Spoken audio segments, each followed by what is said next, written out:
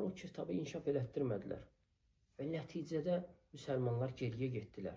Bu günlərim biz adidə tibb elmində qeyri-müsəlmanların elminə möhtacıq. Hansı ki, bu günlərim əməliyyat olunan o alətlərin çoxunu, 80%-ni müsəlman alim düzəldib. Bu təkcə tibb elmində deyil, çox bir elmlərdə belədir. Nəyə görə? Çünki müsəlmanlar dünyada belə müsəlmanlara, insanlara fayda verəcək şeylərə can atırdılar. Həvəslə yanaşırdılar və nəticə də var idi. Amma bu günlərim görürsən ki, müsəlmanlar təbii ki, hamıya şamil olunmur.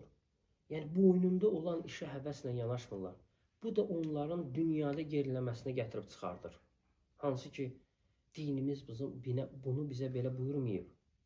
Hansı ki, müsəlman hər bir işinə can yandırıb həvəslə yanaşmalıdır. Həmçinin haqqı axtarmaq məsələsində bu günlərim çox insanlara rast gəlirsən ki, görürsən, deyir, mən haqqı axtardım, haqqın harada olduğunu bilmədim, ona görə İslamdan uzaqlaşdım, haqq yoldan uzaqlaşdım və s. Yox, insan həvəs